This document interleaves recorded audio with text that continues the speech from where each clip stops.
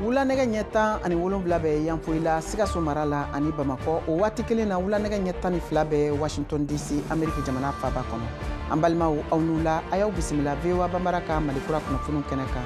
Bi tarata janvier kalo tile 7 san 2025 kunnafoniw la kumaba dɔw bɛna tali kɛ ninnu de kan. Mali furancɛ fanga ɲɛmɔgɔ Asimi Goita ye Mali finitigi ɲɛmɔgɔw ni jamana maaba caman bisimila kunun tɛnɛ janvier kalo tile 6 kuluba faama jigiyɔrɔ la ka sankura 2025 laseliw kɛ. I, John Dramani Mahama. Ghana jamanatigi kura John Mahama bɔra ka kali jamanadenw ye Accra dugu kɔnɔ bi tarata sɔgɔma. Min kɛra farafina gunkana jamana ɲɛmɔgɔ caman ɲɛkɔrɔ i n'a fɔ Burkina Faso jamana ɲɛmɔgɔ Capitaine Ibrahima Traoré ka fara Mali jamana fanga ɲɛmɔgɔ Général Abdoulaye Maïga kan. Kunun tɛnɛ sɔgɔma Faransi jamanatigi Emmanuel Macron ka laseliw senfɛ ye jalaki bi farafina gunkana jamanaw kan. Sanko jamana minnu bɛ Sahel kɔnɔ ko ni jamana ninnu ma sɔn ka folikan kɛrɛnkɛrɛnnen bila ka taa Faransi jamana ma u ka wulikajɔ senfɛ ka farafina gunkana dɛmɛ ka bɔ jadijɛkulumaw ka degun kɔnɔ. Ninnu de bɛna kɛ aw ka bi tarata Malikura kunnafoniw la kumaba dɔ ye ka fara an ka fasirikɛlaw ka kunnafoni latɔmɔlenw kan Mali farafina gun kan ani diɲɛ fan wɛrɛw fɛ. A y'aw bisimila. An balimaw a y'aw bisimila ko kura ni ye VOA Banbara ka Malikura kunnafoniw kɛnɛ sigilen ye ka bɔ studio 53 na Washington DC. Aw ka kunnafoniw filɛ nin ye. Kunun tɛnɛ Mali jamanatigi n'o ye Asimi Goita ye ka san 2025 laseliw senfɛ min kɛra Mali ladatigiw ani jamana ɲɛmɔgɔ caman ni maaba caman olu ɲɛkɔrɔ bɔra ka kunnafoni di kɛrɛnkɛrɛnnen kɛ min dɔ bɛ tali kɛ Mali jamana lahalayaw kan. O senfɛ a ye kunnafoniw di k'a fɔ k'a ka jɛya maliden kelen kelen bɛɛ lajɛlen ma k'a fɔ ko Mali kɔni sen bɔra pewu CEDEAO ka jɛkulu la. Jamanatigi Asimi Goita ka laseli an k'o dɔ lamɛn bamanankan na. Bibi na sisan mina sugu bɛɛ b'an bolo ma ban dɛ a ma ban mais ala barika la jamanadenw ka muɲu ka sabali la walasa ka sɔrɔ ka minɛn dɔw san sanfɛ minɛnw o bɛ duguma minɛnw bɛ yen minɛn caman bolo fɔlɔ o y'a to sisan n'i ka jateminɛ fɔlɔ jugu kunna bi an kan i bɛ jugu ye u b'a fɔ k'u b'a fara fara ɲɔgɔn kan mɔgɔ 5 mɔgɔ 6 fo bɛna mɔgɔ 100 sɔrɔ o mɔgɔ 100 u bɛna bin k'anw kan i b'a fɔ filimu parce que i b'a kun daminɛtɔ ye fo ka laban yen fo tɛ se ka kɛ u bɛna bin mɔgɔw kan u bɛ segin u bɛ taa cogo min diya mais sisan o banna pewu depuis a b'a ka fara ɲɔgɔn kan an bɛ wuli aw kama a ye banbagaci dɔ fara ɲɔgɔn kan drone turu sɔrɔ u ka yɔrɔ na k'u gosi o de don sisan an tɛ taa ni mɔgɔ si ma bilen ka na bi an ka jamana an ka kuntigiw kan mais jatigɛ wɛrɛ kɛlɛ ye a ka misɛn a ka gɛlɛn a ka misɛn a ka gɛlɛn parce que jatigɛ wɛrɛ kɛra fɔ sa zo ni fɛntigi quoi a b'i belenki i ɲin'a to a bɛ suɲɛ donc a kɛlɛ bɛ ten de parce que u donna an ka jamanadenw cɛ ma donc k'a fɔ ko jugu kɛnɛkan kɛlɛ a ma nɔgɔ u tɛ sɔn o ma kɛnɛkan kɛlɛ k'a fɔ k'u bɛ nin yɔrɔ la ko ka to u tɛ sɔrɔ u bɛ tunu u bɛ ɲagami jamanadenw na o y'a to a kɛlɛ ka misɛn o y'a sɔrɔ sugu ka taa dugu ni ɲɔgɔn cɛ u bɛ mugujugu la sɔrɔ ni ɲɔgɔn cɛ wa mugujugu mana ci i b'a ye denmisɛnnin muso de bɛ yen i b'a kɛ cogo di i tɛ se ka kɛlɛ kɛ o ne kɛlɛ kɛ jamanadenw de ɲɛ bɔ a la donc sabula da u donna jamanadenw dɔw la dɔw y'a to a kɛlɛ ka misɛn mais a n'a misɛnya mɛn an b'a kɛlɛ. Ka kɛɲɛ ni Mali jamanatigi Asimi Goita ka ni laseli ye min kɛra kunun tɛnɛ a ka san 2025 laseliw senfɛ jamana kɔnɔna la. VOA Banbara ye wele bila Dr Ali Tunkara ma ale ye maliden ye min ka baara bɛnnen don lakanako ni jamana yɛrɛ taabolo o sɛgɛsɛgɛli ma ka bɔ Bamakɔ a b'an bolo ni waati in na nɛgɛ kan bɛna an ka ɲininkaliw jaabi. Dr Tunkara i n'u la. Ayiwa bisimila kunun jamanatigi Asimi Goita bɔra ka laseli kɛ min ni a da sera kuma caman ma n'o bɛ tali kɛ lakanako kan fo ka se CEDEAO jɛkulu u ni Mali cɛ jɛɲɔgɔnya ma ayiwa e ye kumaba la i ye mun tɔmɔ jamanatigi ka laseliw la kunun. Tuyala Mariam n'i ye jamanatigi ka laseliw lamɛn i b'a ye k'a fɔ a y'a daminɛ ka foli kɛ maliyɛnw ye fɔlɔ u ka muɲu na o kɔfɛ a ye commencé kɛ ka taa finitigiw bɛ wulikajɔ mɛn na ka se ka jatigi walew kɛlɛ ka bɔ jamana kɔran fan fɛ fo ka se camancɛmara ni yɔrɔ wɛrɛw ma nka i b'a ye a y'a sɔnni sigi kosɛbɛ k'a fɔ ko kɛlɛ min don jamana labɛnnen don kɛlɛ kama ka d'a kan hali ka kumaw lase la ko i b'a ye sisan ni maa min ye cakɛda baara yanni i ka taa baara yɔrɔ baara yɔrɔ la min ye jamana ka baara yɔrɔ ye n'i y'o o ɲɔgɔn dan n'i y'o jɔnjɔn sɔrɔ k'i b'a ye i bɛ kalo wɔɔrɔ kɛ kalan na finitigiw ka fɛɛrɛw i bɛ se k'olu faamu cogo min o kalo wɔɔrɔ kɔnɔ ko bɛ kun ye min ye k'a fɔ ko sini ma sini ni kɛlɛ tɛmɛna nin kan a na wele bila ka se olu cɛ n'a muso minnu y'o kalansenw sɔrɔ jamana ɲɛmaa fana a da sera ma ka kuma lase Mariam k'a fɔ ko fɛn min ye yurugu kɛlɛli ye fo ka taa se tajiko gɛlɛya ma ani jamanadenw ye sabali min kɛ san 2024 gɛrɛntɛw kɔrɔ a ye foli kɛ ka se jamanadenw ma k'a yira fana k'a fɔ fɛn min ye yurugu ye k'o ye kɛlɛ min ni a tɛ a daminɛ de ɲɛ a tɛ a bila f'a ka nɔ ba la i b'a ye fana Marama ka kuma lase la a y'a sinsin kosɛbɛ ani jamanadenw ka nin ɲɛnajɛ senfɛ k'a fɔ ko min ye Mali dɔnko na a seko ye n'a fɔ ma ko culture ko sɔnni kan ka sigi o la sabu ko baara fɛn fɛn bɛ sen na bi a tɛna se ka san sɔrɔ baara in tɛna se ka kɛ maliyɛnw sago ye fo fɛn min y'u ka danbe n'u ka tabiyaw ye olu ka tɔpɔtɔ a ko kama fɛn min ye san kura ye san 2025 k'a y'o bila minɛn min kɔnɔ o ye kodɔn ani Mali ka seko minɛn de kɔnɔ la Mariam. Ayiwa a ka ɲininkaliw laseliw senfɛ an y'a ye a da sera Mali ani CEDEAO ka jɛkulu cɛ jɔɲɔgɔnya ma min senfɛ a ye bolongɔni tura kan kosɛbɛ k'a fɔ ko a ka jɛya maliden kelen kelen bɛɛ lajɛlen ma ni minnu hakili la k'a fɔ ko Mali tun tɛna bɔ walima a ma bɔ CEDEAO la ko Mali bɔra CEDEAO la wa segin kɔ o tɛna kɛ a ko ɲɛ la e ye mun faamuya o yɔrɔ la? Jamana ɲɛmaa ye sika de bɔ maaw la sabu an y'a ye k'a fɔ CEDEAO ka ɲɛnajɛ laban na a ye kalo 6 di jamana saba ma k'a fɔ kalo 6 in kɔnɔna la u n'a bɛn cogo min na boli na kɛ ka sɔrɔ a ma kɛ fan fila si ka ɲɛ kun kan nka jamana ɲɛmaa Président Goïta a y'a perepɛrɛla ten k'a fɔ ko n'a y'a sɔrɔ hali bi maa min sikalen don k'a fɔ ko u n'a sigi ko jamana saba in Burukina ni Mali ni Niger ka na CEDEAO kɔnɔ k'o ye hakilila min ni maa si man k'i sɔnni sigi o kɔ sabu Mali ka boli ko nin ye boli yɛrɛ de tɔn in kɔnɔna la a ye o jalatigɛ kosɛbɛ a ko sabu n'i ye tɔn in ta tɔn in ye tɔn ye ale ka ye cogo min a ye jamana ɲɛmaa tɔ ninnu ka ye cogo la a tɛ jamanadenw sago la tɔn in tɛ jamana ninnu yɛrɛ minnu y'a tɔndenw ye k'a tɛ k'olu ka baaraw kɛ a bɛ ka baara kɛ ni maa wɛrɛ ja de o bɛɛ kama a ko nin ye boli de boli mɛ ni siga tɛ boli la n'a bɛ maa wɛrɛ kɔnɔ k'a fɔ ko sabu maa caman ka jigiya la a n'u ka ye cogo la ko kalo 6 mana da time Mali ni Burukina ni Niger na segin ka taa CEDEAO la a y'o paranparala ten k'a fɔ fɛn min ye sigili ye ko kuma t'a la bilen. Ayiwa an bɛ to hali bi jamanatigi Asimi Goyita ka kunu laseli hukumu kɔnɔ an y'a ye a ye a sɔni turu kosɛbɛ fɛnɛ fɛn min ye finitigi cɛta ye bawo a y'a yira k'a fɔ ko wulikajɔw kan ka sabati ko ka kiribifɛnw kɛlɛ min bɛ ka tiɲɛniba la don Mali denmisɛn sifinw ka ɲɛnamaya an'u ka siniɲɛsigi jɔli baaraw la n'o dɔ bɛ tali kɛ finitigiw ka cɛta kan ko mɔgɔ 2000 ɲɔgɔn de bɛ yen minnu ni olu bɛɛ lajɛlen tɔgɔ bɔra la ka sabu kɛ u joli nɔgɔlen kun don ni kiribifɛnw ye e bɛ se ka mun fɔ o yɔrɔ la? Siga t'a la Mariam n'i ye nin waati laban lajɛ jamana kalifalan bɛ finitigi minnu ma u ye u sinsin kosɛbɛ ka maa kuraw ta cɛ ni muso mun kosɔn finitigiw bɛ se ka hakɛ sɔrɔ hakɛ min b'a to u na dankari walijugukɛlaw la minnu bɛ kɛlɛ kɛ diinɛ tɔgɔ la nka o taliw sanfɛ o baaraw sanfɛ i b'a ye o sira kelen fana na fɛn min ye mugujugu donna maa sifin caman joli la n'o ye dɔrɔgujugu ye fo ka taa se i b'a sɔrɔ dɔw ye lamɔ sɔrɔ lamɔ min ta tɔ u ka se ka finitigi baaraw kɛ n'i ye dɔw fana ka taa ni ka segu lajɛ mugujugu min sababu la ani ka taa se fɛn wɛrɛ ma olu kɛra sababu ye bi fɛn min ye k'a fɔ ka finitigiya jɔyɔrɔ fa a ko o saritiw o timɛlen t'u la o kama u ye maa caman senba la nka a y'a sinsin kosɛbɛ k'a fɔ mɛn ye ka sifinw ladɔn hali bi finitigiw ka tɔn na a kɛra polisiw ye fo ka taa se sɔrɔsiw ma olu ye wale min n'u bɛ to sen na fo ka taa se sanga min b'a to Mali yɛrɛ na se k'a fɔ ko bi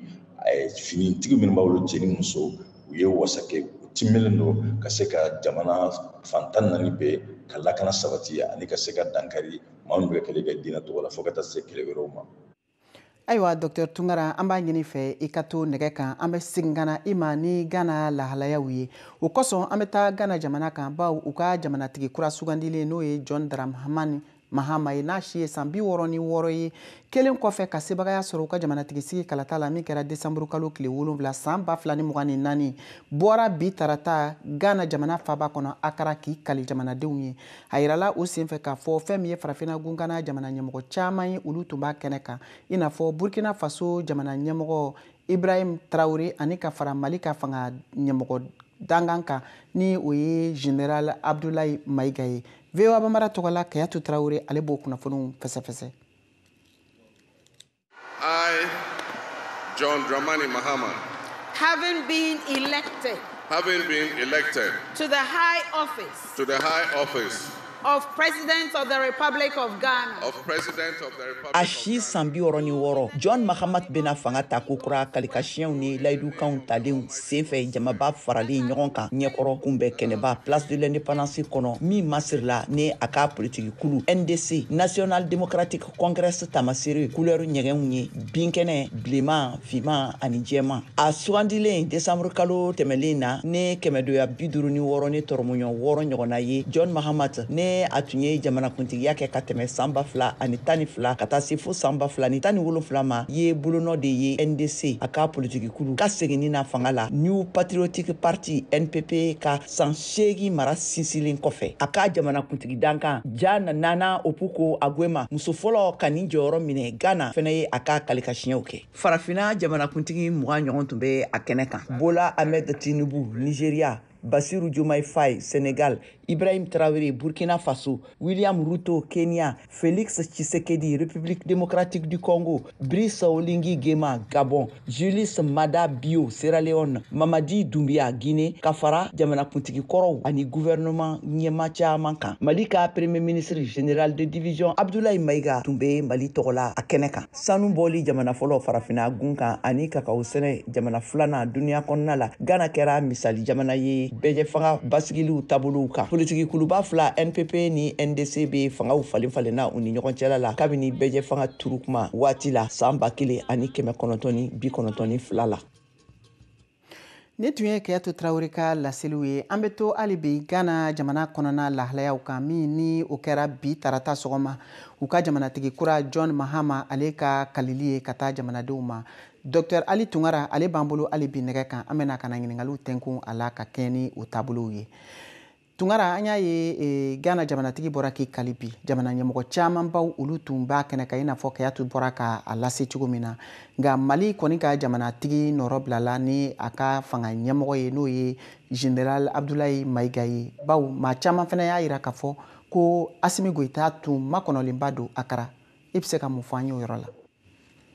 Tiɲɛ don i b'a ye k'a fɔ kabini waati jan fɛn min ye jamana ɲɛmaa Asimi Goïta ye Mali kɔnɔ a ka taa ni ka segin ka suma kosɛbɛ a kɛra jamana kɔnɔla ye fo ka taa se jamana kɔfɛla ma nka a ye maa min ci ka taa i da sera ma kuma kɔnɔla la n'o ye Mali premier ministre ye o fana ye maa min jɔyɔrɔ ka bon kosɛbɛ jamana yɛrɛ taabolo la fo ka taa se a yɛrɛ jɔyɔrɔ ma ni camancɛ mara la o kama a bɛ se k'a fɔ ko Mali ye cili min kɛ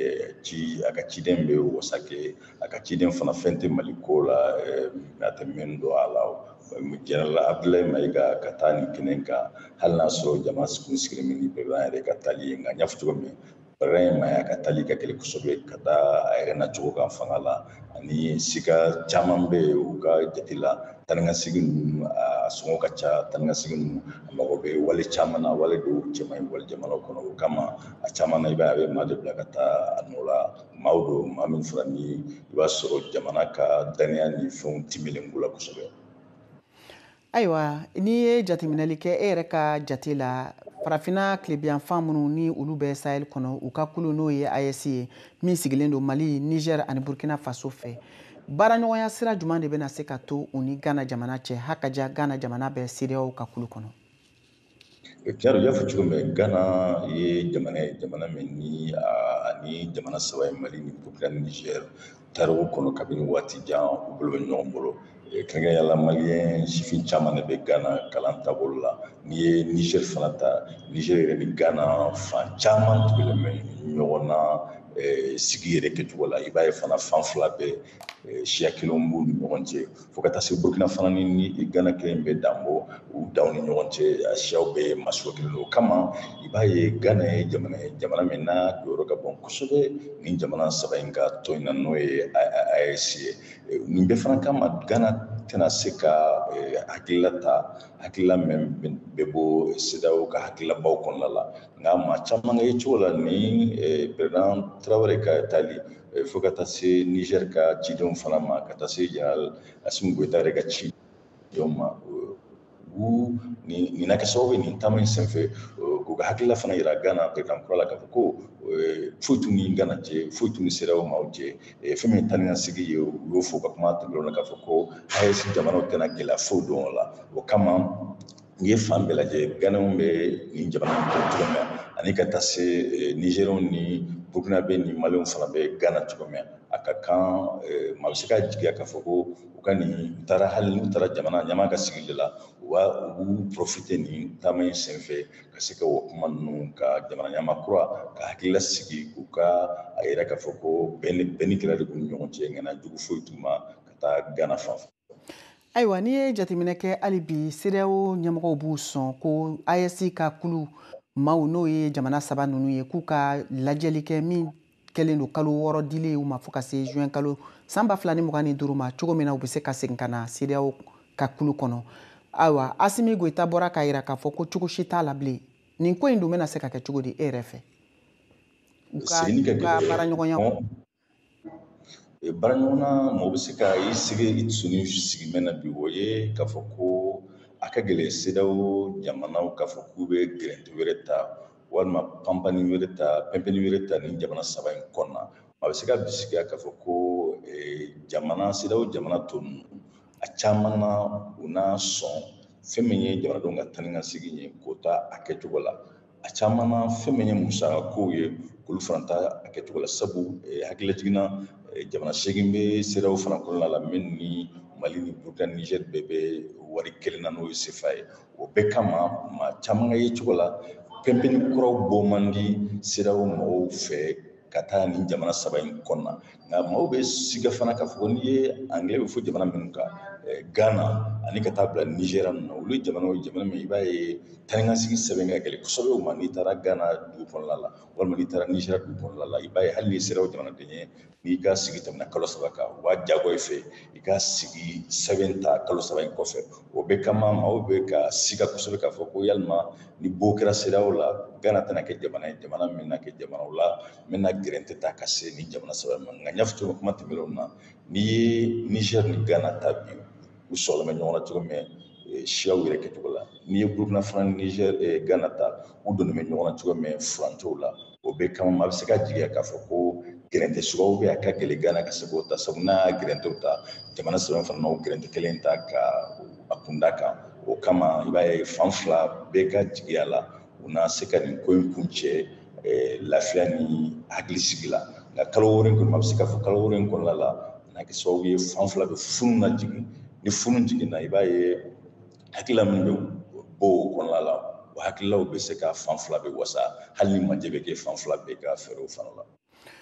Dr Tunkara an ka foli b'i ye nin tun ye Dr Ali Tunkara ale ka laseliw ye ka bɔ Bamakɔ nin bɛna an dun sisan an ka jɛmukan tako filanan hukumu kɔnɔ o kama an b'a ɲini aw fɛ aw ka to an ka Jabarani so ani radio fiɲɛsiraw kan aw k'an bɛɛ sɔnni. K'i abonné VOA Bambara WhatsApp la walasa kunnafoni fosi kana fɔ i kɔ o ka nɔgɔn kojugu i ka WhatsApp kɔnɔna la i bɛ taa statut lajɛyɔrɔ la yen i b'a sɛbɛn VOA Bambara i b'an ka chaîne ye a kɛrɛfɛ i b'a sɛbɛnnen ko suivre i bɛ i tɛgɛ digi o kan o la fosi tɛ fɔ i kɔ ni ko seko ni dɔnko n'i ma se dɔgɔnɔ jamana i bɛ se ka kunnafoni sɔrɔ ka bɔ Mali la Laginɛ ani Burkina Faso be a bɛ wele wusula min na ko kɛlɛ banna hali cɛ dusukun mana kɛ fara ye n'a y'a kasa fo ka taa se Sénégal ma je dissous l'Assemblée nationale o fara anglais kalanni kan bamanankan sira fɛ nɛgɛ ɲɛ 9 o de bɛ yen is 9 o'clock? What time is 8? VOA Bambara ka WhatsApp kan farafina ni diɲɛ kunnafoni fosi tɛna fɔ aw kɔ bilen. Ayiwa, samɔgɔ don dɛ, a ci limanaw fana ma. Ka segin ka na aw ma an ka foli b'aw ye aw bɛ ka VOA Bambara ka malikura kunnafoniw lamɛn ka bɔ studio 53 kɔnɔna la Washington DC. An bɛ kunnafoniw kɔrɔcɛ ka taa n'a ye Mali jamana kɔnɔ hali bi an bɛ taa marabolo fɔlɔ la n'o ye Kayi mara ye. Nyoro du Sahel kunnafoniw y'a yira k'a fɔ ko kunun tɛnɛ sufɛ ka dugu jɛ bi tarata sɔgɔmada in na la. Jɛkulu maramafɛntigiw taara bin u ka dugu kan su nɛgɛ ɲɛ 22 tana gosilen kɔfɛ. Nka kunnafoni labanw y'a yira k'a fɔ ko finitigiw n'o ye faamaw ye ka wuli ka jɔ kɛra sababu ye ka se ka dankari kɛ ni bingali walikɛla ninnu caman na minnu ni u bolila ka taa k'u bolominɛnw to. O nɔgɔnin fɛ VOA ka kunnafoni lasela n'o ye Isa Bakari Bacili ye ka bɔ Kayi ye Nyoro du Sahel duguden dɔ sɔrɔ k'a ɲininka Abdoulaye Karim So ale bɛ seereyaw di an ma o hukumu kɔnɔ. Maaw tun sigilen tɛ n'a ye nka u bɛ bɔ mun kalama u ɲɛ bɛ mototigiw olu caman na mun ye dugu kɔnɔna la. Ayiwa an b'a ye k'a fɔ o tɛmɛnen kɔfɛ sangani na i bɛ ye kunkanw olu caman ko o mɛnna maaw fɛ. Maaw kɔni tora dogolen u ka so kɔnɔna la. Nka ko in yɛrɛ a kɛra cogo jumɛn de la? Abdul Karim So. Moto caman b'aw tɛmɛnen u kɛlen k'u ka fariw faga. Mais après quand on a vu que vraiment tɛ ka ban 10 minutes après il y a eu des coups de feu. Donc c'est au niveau de la gendarmerie où là pour s'abailler que Tarani Kaime Fafela vers le gouvernorat et ensuite groupe Kélé on a la gendarmerie la Kelendo pour Tarani et Sudnoro Fafela pour aller vers le camp militaire. Donc le coup de feu échangé bilan koni wa ma bisaba nyona olu fagara mimina fana bi fana ka mi ka bisaba bo anu ka moto fana bisaba bo anu ka kelekina munu e marafaw ye roquetu yɛrɛ fana tun b'u bolo. Bon gouverneur ka niveau la u ye mobili kelen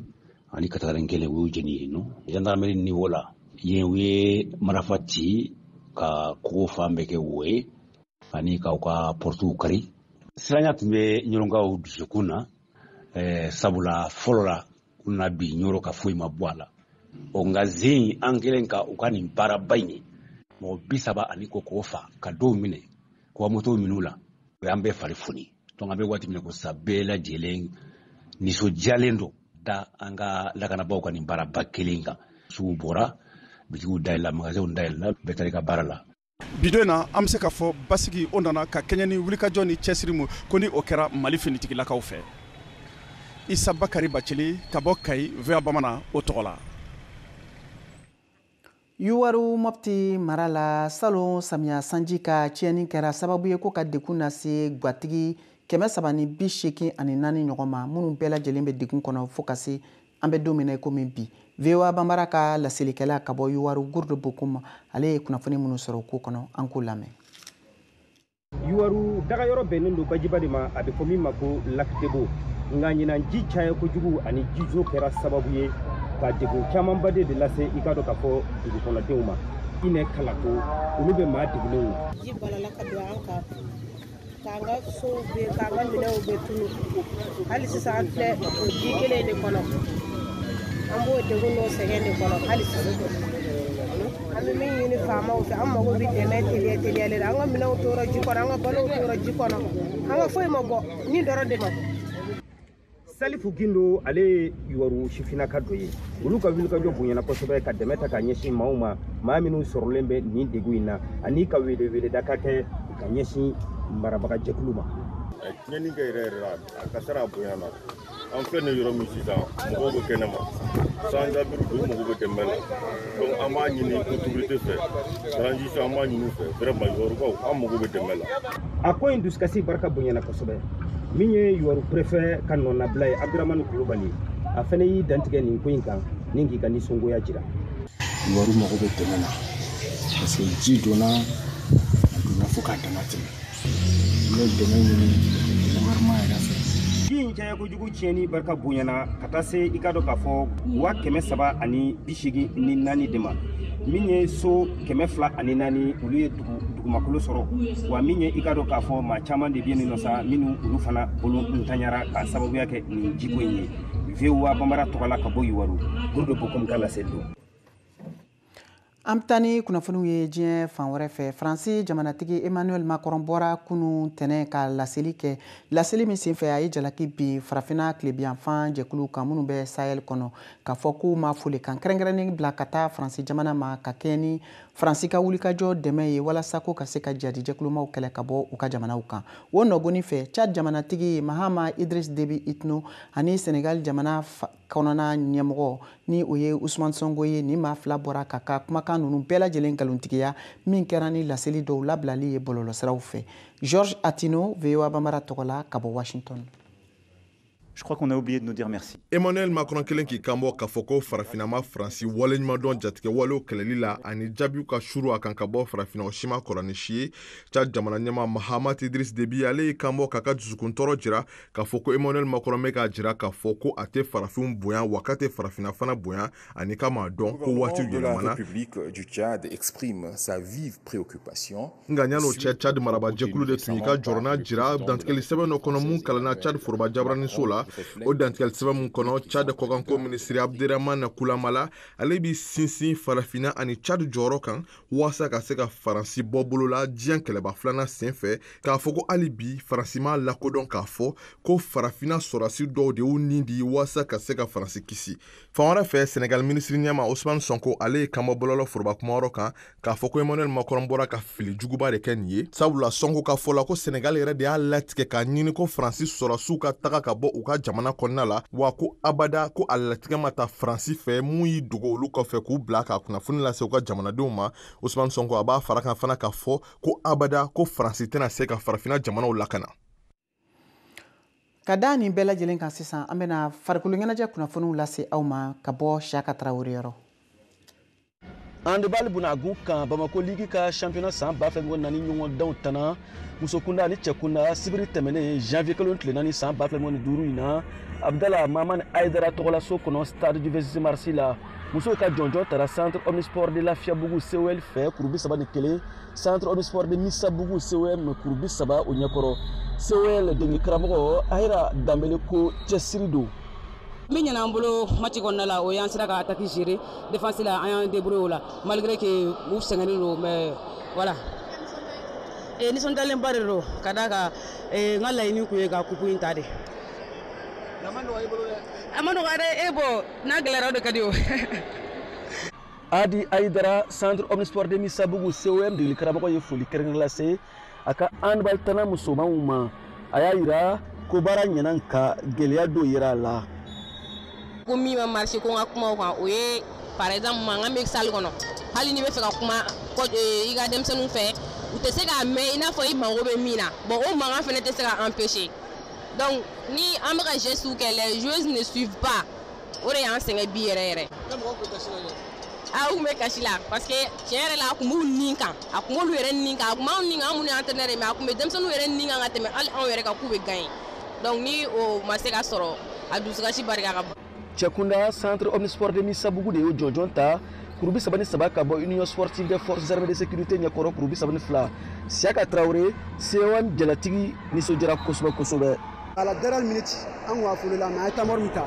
o de y'an bɔ wo la tamaro laban bilayi lezi a bɛ ala de ko a bɛ fɔ ala de ko karisa a ye nin tamaro in ta an ye tamaro ta donc an ye victoire sɔrɔ o dɔrɔn n'an bɔ wo la.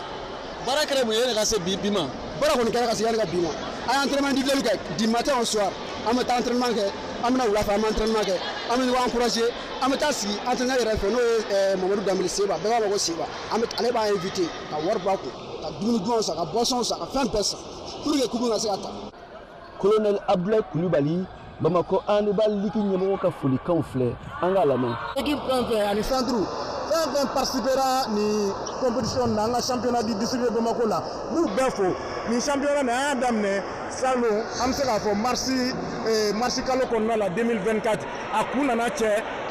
janvier nin na nisɔndiyalen don kosɛbɛ an y'a ye supporters nana ka bɔ fan bɛɛ mɔgɔ dɔw bɔra ligue wɔɔrɔ la an sigiɲɔgɔn ligue ka na an dɛmɛ baara la mais nin kɛnɛ nin mɔgɔ min y'an dɛmɛ kosɛbɛ baara la n'o ye Boyila an b'u fo ani Sagondi minnu y'an dɛmɛ musakako ta fanfɛla la. Colonel Cheikh Tunkara Mali handball fédération ɲɛmɔgɔ ye foli kɛrɛnkɛrɛnnen lase Bamako handball ɲɛmɔgɔyaso ma. Jamana yɛrɛ salle bɛɛ dilan sisan donc handball terrain bɛ fan bɛɛ donc bɛɛ ka ni ɲɔgɔn kɛ cogo min na équipe caman bɛ se ka sɔrɔ ka handball baarakɛla handball joueur bɛɛ fo bi yɔrɔ in na ka presse sportive bɛɛ fo ka a fɔ n'ala sɔnna handball taɲɛ de b'a segin bɔ tɛ bilen inshallah. tɔn minnu ye jɔnjɔn ta olu mugurila kosɛbɛ. VOA Bambara tɔgɔ la Bamakɔ Siaka Traoré kala seli don. An ye min sɔrɔ k'a lase aw ma bi Malikura kunnafoni